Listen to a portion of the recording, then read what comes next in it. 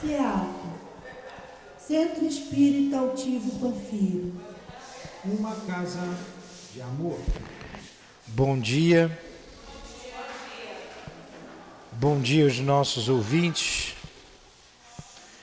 Que Jesus abençoe a nossa manhã de estudos. Vamos ler o Evangelho, fazer a nossa prece e depois iniciar o estudo do livro Céu e o Inferno.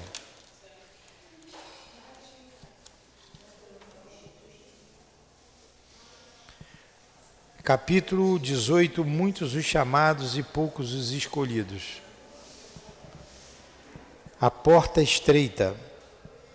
Entrai pela porta estreita, porque a porta da perdição é larga. O caminho que a ela conduz é espaçoso, e existem muitos que entram por ela. Como é pequena a porta da vida, como é estreito o caminho que ela conduz, e como são poucos o que o encontram. Mateus 7, 13 e 14. Jesus, aqui nos reunimos em Teu nome, em nome de Deus, para estudarmos a doutrina espírita. Que o nosso irmão altivo, com a direção espiritual da nossa casa de amor, nos auxilie, inspirando-nos para um bom entendimento dos estudos desta manhã. O nosso professor José Jorge, patrono desse estudo, para que todos nós, em Teu nome, Jesus, e em nome do amor, do nosso amor, em nome do Teu amor, Senhor, do amor de Deus, nosso Pai, iniciarmos então os estudos inspirados por Ti da manhã de hoje, em torno do livro O Céu e o Inferno. Que assim seja. Graças a Deus. Muito bem. Então vamos lá. Vocês têm vindo aqui com muita regularidade e vocês vejam, vocês têm visto que a gente só estuda aqui doutrina espírita, só fala de nós. Então, tá a Ana aí com o bebê dela, dando de mamar, mas nós estamos falando desse espírito que está ali, que está mamando, e do espírito que está dando mamadeira e de todos nós. O corpo, esse espírito acabou de colocar um corpo novinho.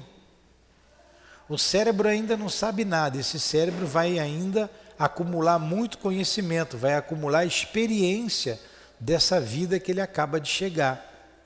Como nós acumulamos no nosso cérebro a experiência dessa vida, de 60, de 50, de 40, de 30 anos. Mas esse espírito veio da onde? Como é que estava esse espírito lá no mundo espiritual? Onde ele estava? Em que região que esse espírito estava? Estava numa região de elevação? Estava numa região de tristeza? Estava numa colônia espiritual? Estava numa situação de dor? Estava numa situação de felicidade? A gente não sabe. O que a gente sabe é que Deus deu oportunidade dele retornar ao corpo físico para passar por provas e por expiações, porque a vida é de prova e a vida é de expiação. Então, ele vai passar por isso.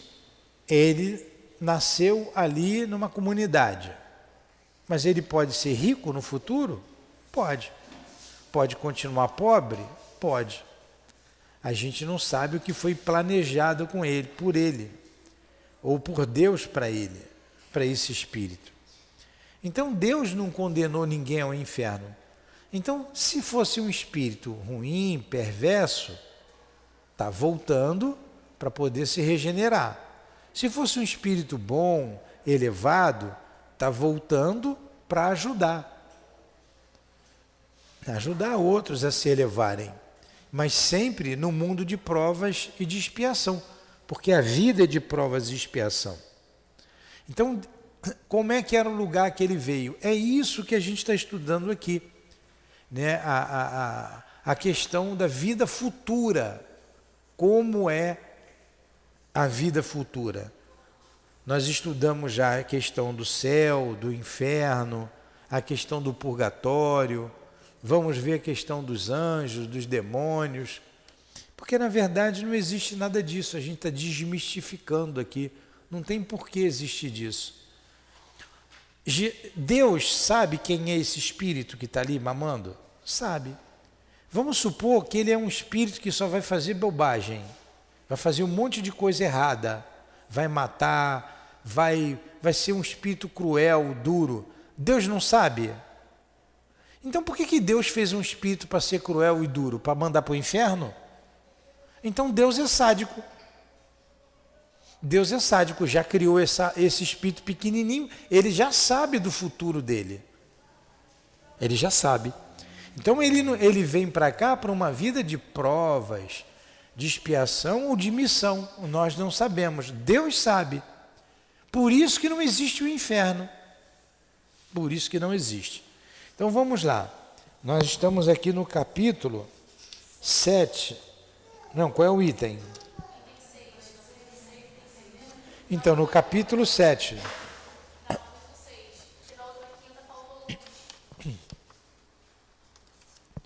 No capítulo 6 que nós estamos? Não, eu fechei o capítulo 6 do purgatório. Nós estamos entrando já no capítulo 7. Capítulo 7, origem da doutrina e das penas eternas. A origem, da onde veio isso?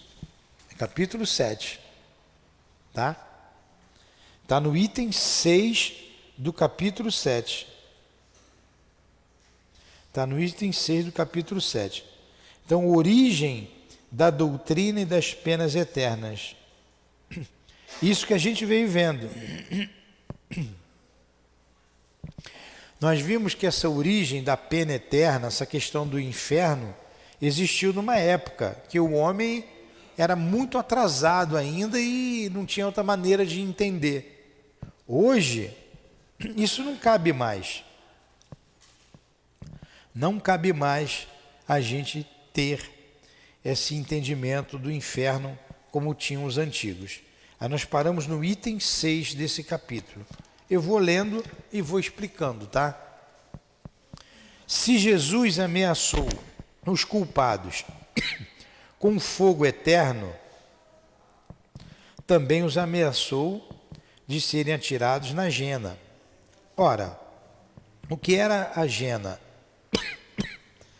Tratava-se de um lugar nos arredores de Jerusalém, um depósito onde se jogavam as imundícies da cidade. Seria preciso interpretar essas palavras também ao pé da letra?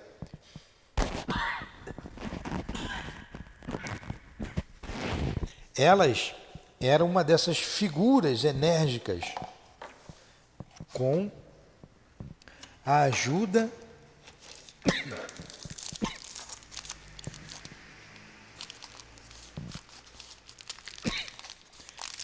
das quais ele impressionava as massas.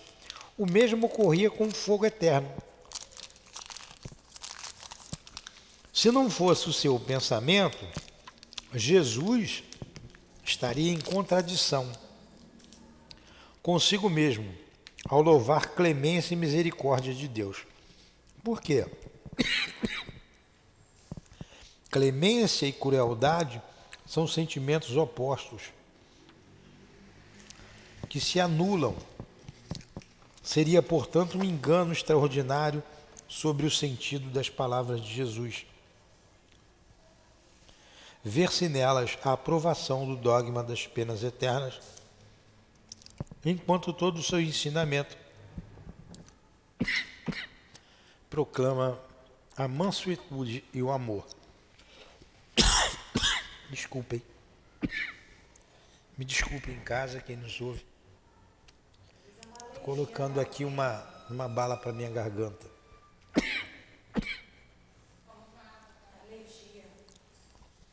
Então vamos lá.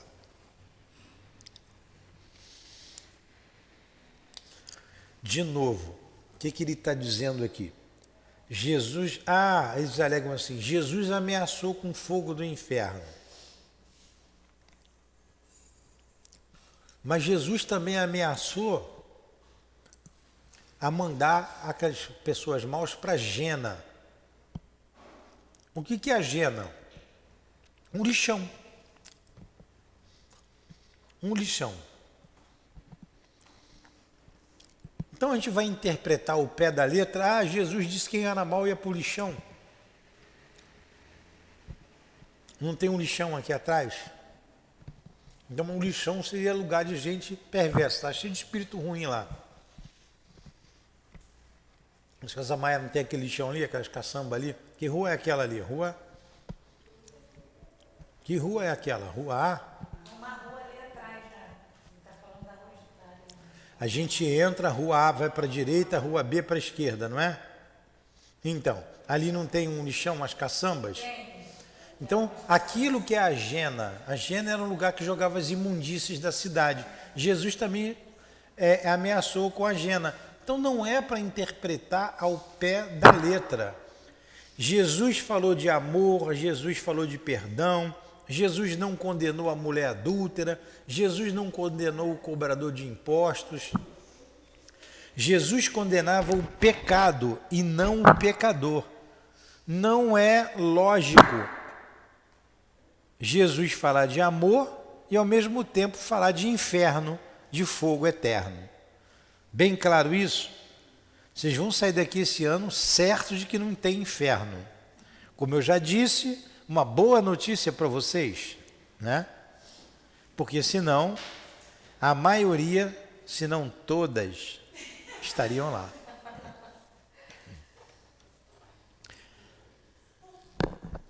Na oração dominical, Jesus nos ensina a dizer: Senhor, perdoai as nossas ofensas, assim como nós perdoamos aqueles que nos ofenderam. Não é isso que ele nos ensinou? Se o culpado não esperasse por algum perdão, seria inútil pedi-lo. Mas se esse perdão é sem condições, é uma graça, uma remissão pura e simples da pena que merece. É uma graça, uma remissão pura e simples da pena que merece? Não. A medida desse perdão está subordinada ao modo pelo qual tivermos perdoado. Isso quer dizer que se nós não perdoarmos, não seremos perdoados. Deus, fazendo do esquecimento das ofensas uma condição absoluta, não podia exigir que o homem fraco fizesse o que ele, onipotente, não faria. A oração dominical é um protesto diário contra a eterna vingança de Deus. Então, o Pai Nosso também está negando essa pena eterna. Quando a gente diz, Pai Nosso, que estais nos céus, santificado seja o vosso nome, venha a nós o vosso reino, seja feita a vossa vontade, assim na terra como no céu. O pão nosso de cada dia nos dai hoje. Perdoai as nossas ofensas, assim como nós perdoamos a quem nos tem ofendido. Então a gente pede perdão a Deus para os nossos erros, assim como a gente perdoa os outros, a quem nos ofendeu. Se eu tenho a capacidade de perdoar,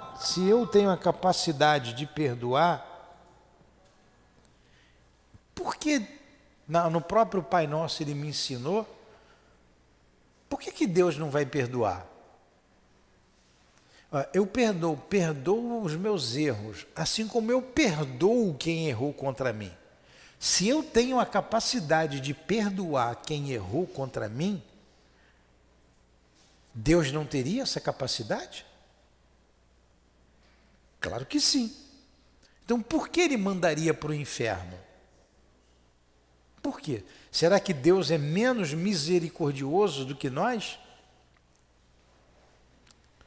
E mesmo a gente, duro de coração muitas vezes, mesmo a gente na nossa imperfeição, quantas vezes a gente já perdoou? Quantas situações nós já perdoamos, não é? Então, fica mais um argumento contra a pena eterna. Item 7. Para homens que tinham apenas uma noção confusa da espiritualidade da alma, a ideia do fogo material não tinha nada de chocante, ainda menos porque ela fazia parte da crença comum tirada da crença do inferno dos pagãos, quase universalmente propagada. A eternidade da pena não tinha nada mais que repugnasse pessoas submetidas há séculos à legislação terrível de Jeová. No pensamento de Jesus, o fogo eterno só podia, portanto, ser uma figura. Pouco lhe importava que essa figura fosse tomada ao pé da letra, se ela devia servir de freio. Ele sabia muito bem que o tempo e o progresso deviam se encarregar de fazer compreender o seu sentido alegórico, principalmente porque, segundo sua predição, o Espírito de verdade viria esclarecer os homens sobre todas as coisas. Característica essencial das penas irrevogáveis é a ineficácia do arrependimento. Ora, Jesus jamais disse que o arrependimento não encontraria benevolência diante de Deus. Ao contrário, em todas as oportunidades, Jesus mostra Deus clemente, misericordioso, pronto a receber o filho pródigo de volta ao lar paterno. Ele só o mostra inflexível para o pecador endurecido. Mas se Deus tem o castigo em uma das mãos, na outra tem sempre o perdão, pronto a se estender sobre o culpado, desde que este se volte sinceramente para ele. Essa não é, com toda certeza, a descrição de um Deus sem piedade. Convém observar também que Jesus não pronunciou condenação irremissível contra ninguém, mesmo contra os maiores culpados. O que foi que eu li aqui? Eu sei que quando eu leio vocês dispersam um pouco, vocês estão sem livro, aí eu venho explicar. O que foi que eu li? Quando Jesus falou das penas eternas, ele não queria dizer o significado que o homem hoje traduziu.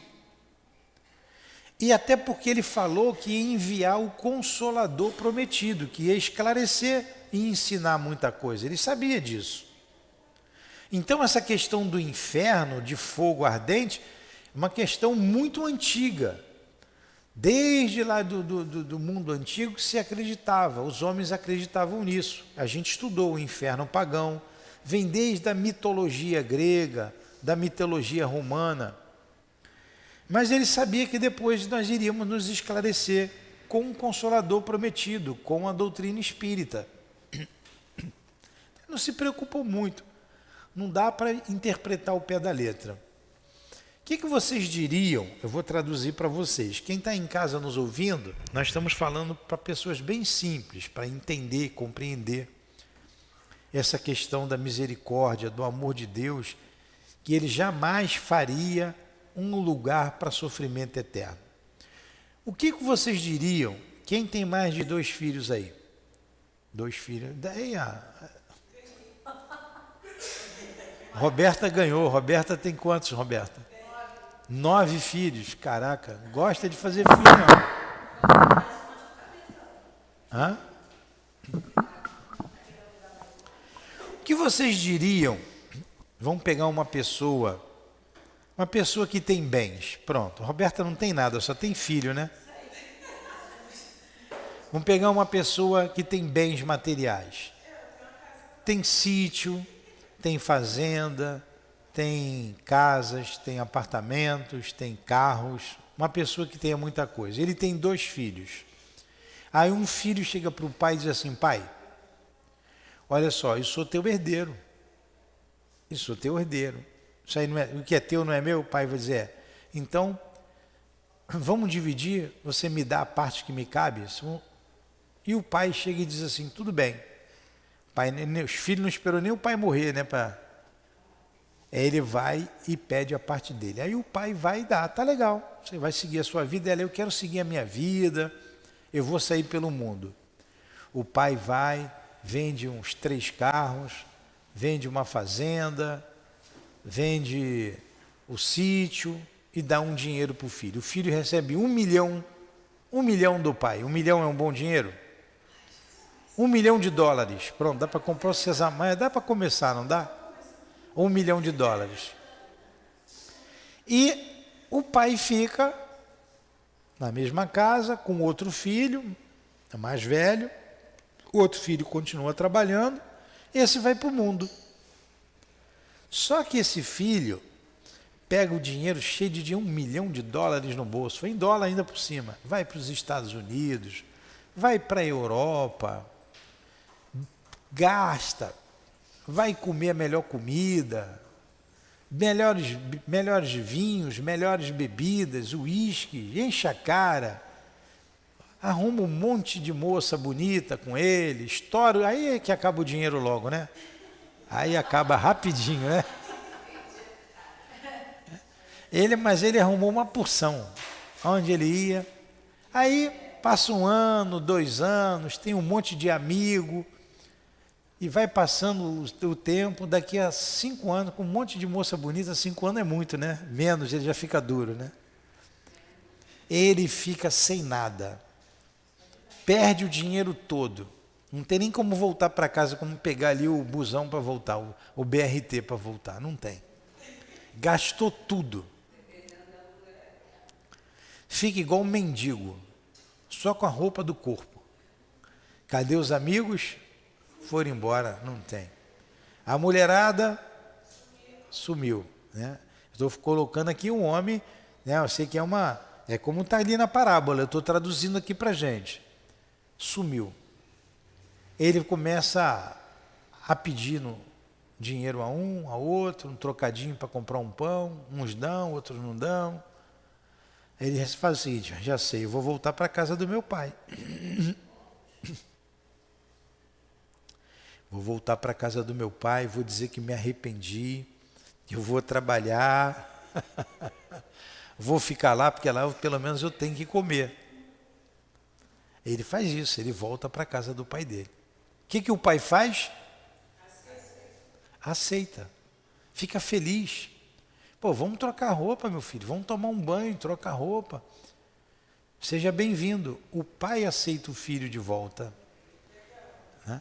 O outro irmão manda fazer um churrasco. Manda fazer um churrascão para receber. E o outro irmão que estava lá trabalhando fica com inveja até. Fica com inveja. Pô, pai, estou aqui todo dia trabalhando, o senhor nunca, nem um churrasquinho de gato, hoje o senhor mandou matar um boi. Por causa desse irmão perdulário, gastou tudo, mulherengo, sem vergonha, e o senhor faz uma festa, bota roupa nova, dá tudo novo para ele.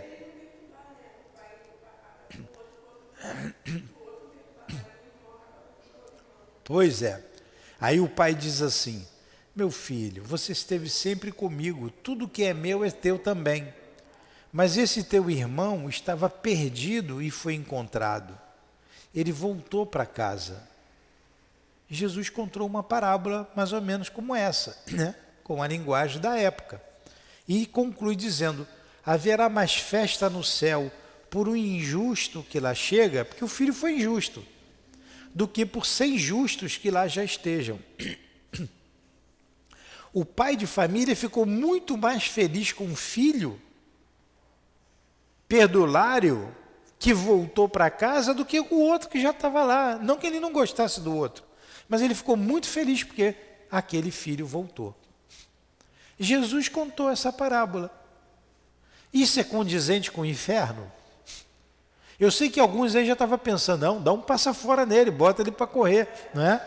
Não, já dei o que é teu, tu gastou tudo, levou quase tudo meu, né? Não, o pai não fez isso.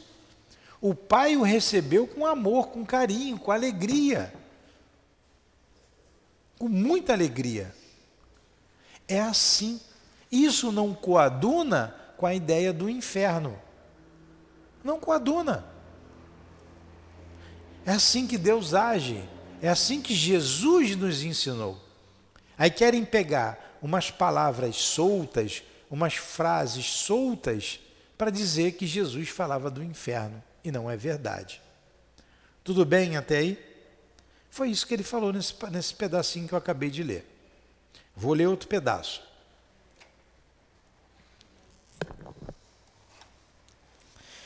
Número 9.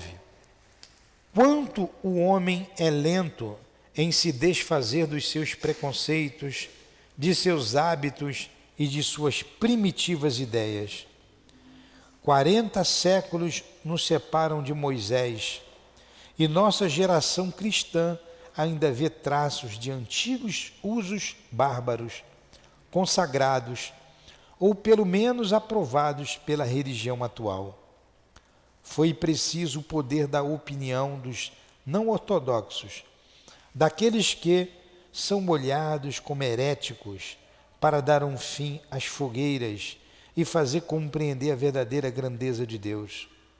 Mas, na falta das fogueiras, as perseguições materiais e morais estão ainda em pleno vigor. Tão enraizada está no homem a ideia de um Deus cruel. Alimentado por sentimentos que lhe foram incutidos incessantemente na infância, pode o homem admirar-se de que o Deus que lhe apresentam como honrado por atos bárbaros condene as torturas eternas e veja sem piedade o sofrimento dos condenados? Sim, são filósofos ímpios, segundo alguns, que se escandalizaram ao ver o nome de Deus profanado por atos indignos dele. Foram eles que o mostraram aos homens em toda a sua grandeza, despojando-as das paixões e das baixezas humanas que em uma crença não esclarecida lhe atribuía. A religião ganhou em dignidade o que perdeu em prestígio exterior. Porque se há menos homens ligados à forma, existem em maior número os que são mais sinceros, religiosos pelo coração.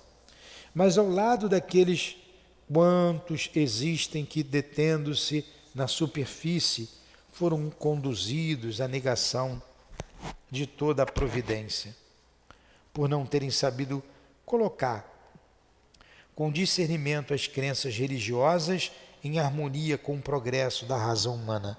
Fizeram nascer entre uns deísmo, entre outros. Isto quer dizer que o homem fez a si mesmo Deus, por não ver um suficiente perfeito. Então vamos lá. O que eu li aqui agora?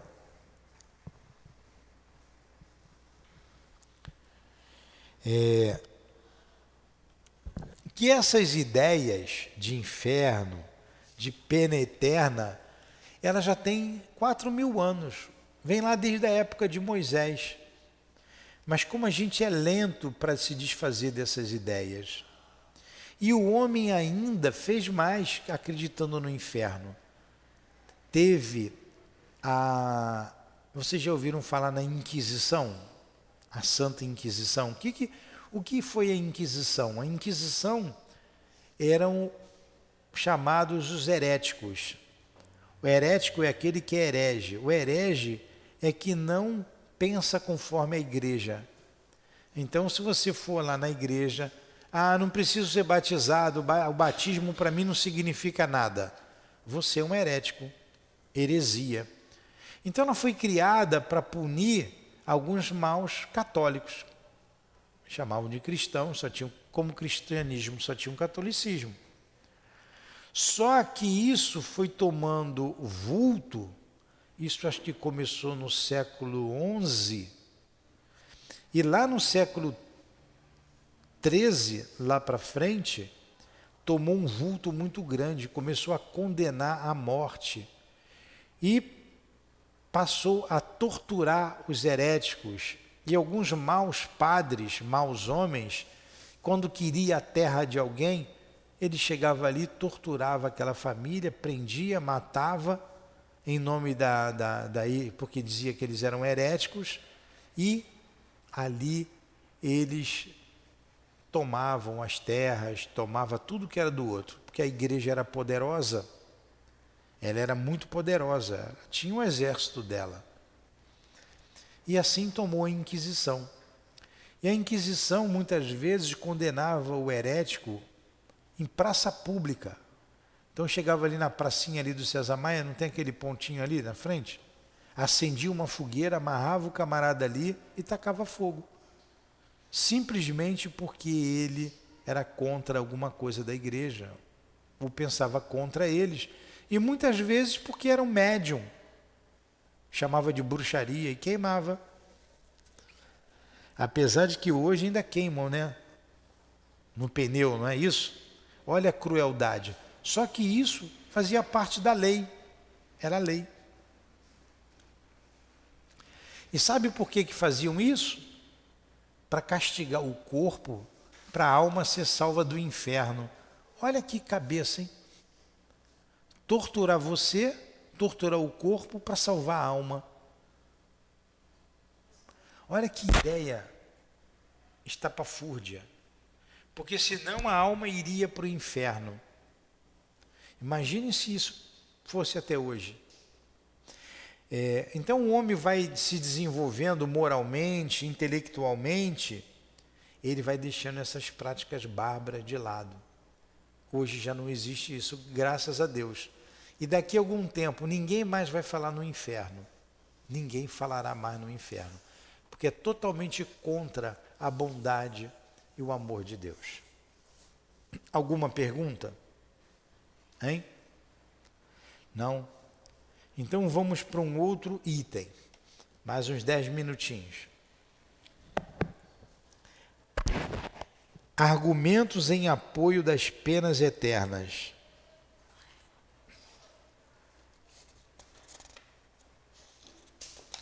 Caramba!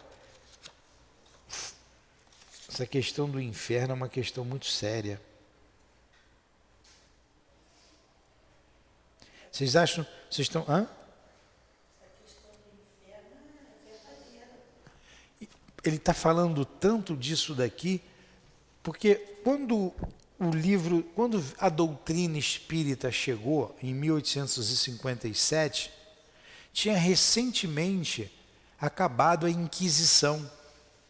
Foi proibido matar gente em praça pública, nos porões da igreja.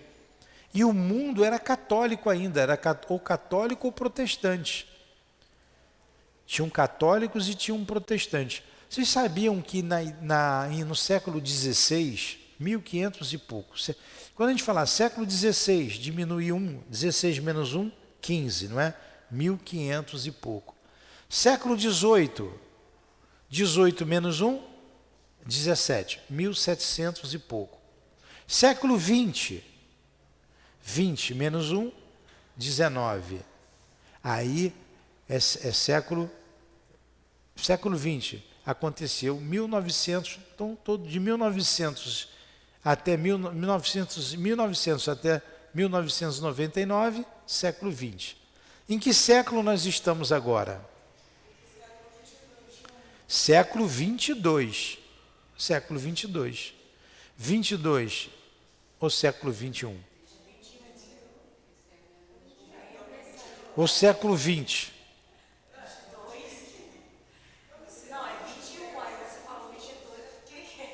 Não, eu estou perguntando para vocês, eu estou em dúvida. Século 21. Nós estamos em 2022, século 21, certo?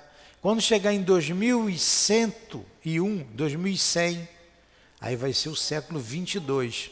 Então, quando eu não souber precisar uma data, por exemplo, o Livro dos Espíritos foi lançado em 1857. Eu sei, 18 de abril de 1857. Foi século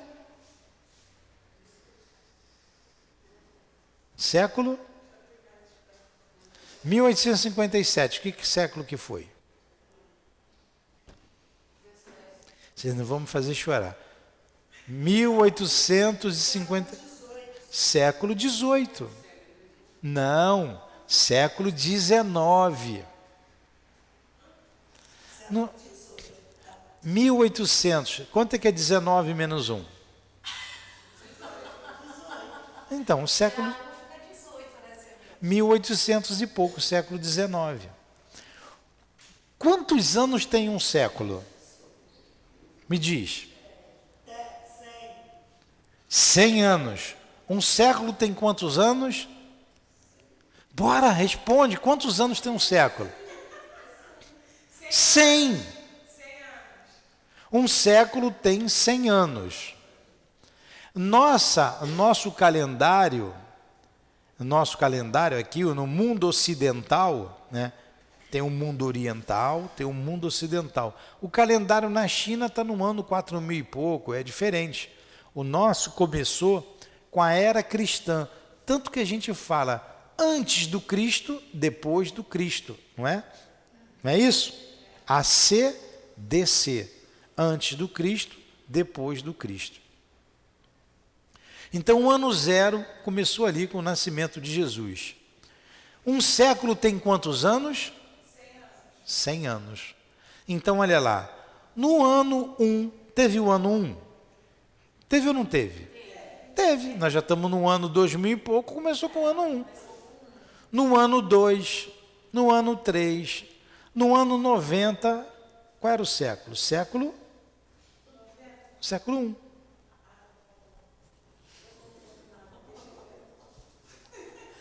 Século 1. Quando chegou no ano, o primeiro século, foi no primeiro século, aí eu não sei a data, eu falo no ano 32, então, no primeiro século. Deixa isso para lá, eu não vou falar isso aqui mais não, porque depois eu falo para vocês, em particular. Não é confuso não, é só saber quantos séculos passaram. Eu ia dizer, lá no século XVI, 1500 e pouco, que eu não sei precisar a data, teve uma data muito importante que foi chamada Noite de São Bartolomeu.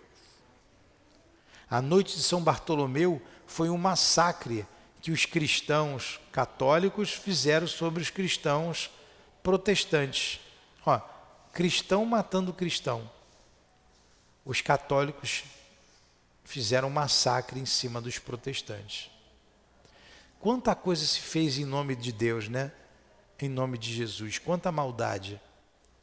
Hoje ainda se desvia dinheiro em nome de Jesus, se explora o outro em nome de Jesus, não é? Pois é, quanta coisa ainda existe. Então tudo isso, por causa de tudo isso, essas pessoas eram mandadas para o inferno. Mas todos esses estão aqui de volta, reencarnados. Aí a gente vai estudar algumas coisas que apoiam essas penas eternas, que a gente vai fazer isso na próxima aula, tá? Na próxima aula. Nós vimos então que o inferno não existe. É o estado da alma, é o pensamento. Se a Elza está aqui aflita, com raiva de alguém, ela está num verdadeiro inferno. E nós estamos aqui perto dela, mas não estamos igual a ela. Então nós estamos bem, ela está mal. Ela está no inferno, a gente está no céu. É um estado da alma. Isso, quando a Elza sair daqui, ela vai para um lugar condizente com o pensamento e o sentimento dela. Essa é a região umbralina, quando a gente desencarna, é para lá que a gente vai. Entenderam isso? Tá. Exatamente. Então vamos fazer a nossa prece e semana que vem a gente continua aqui. Queremos te agradecer, Jesus, agradecer aos guias aqui da nossa casa, ao altivo, com a coluna de espíritos que dirige o SEAP, às nossas queridas irmãs, ao nosso professor José Jorge, à minha amada e querida Lourdinha, às nossas irmãs Elvira, Cidinha, Neuza, a Dona Ivone, enfim, Gildo, Chico, Lúcia. Deus abençoe vocês e muito obrigado pelo apoio, pelo carinho de vocês. Em nome do amor que vibra nessa casa, em nome da direção espiritual da nossa casa, do nosso Kardec, de Denis, em teu nome, Jesus, em nome do nosso amor, Lourdinha, mas acima de tudo, em nome do amor de Jesus e do amor de Deus, é que damos por encerrado os estudos da manhã de hoje em torno do livro Céu e Inferno. Que assim seja.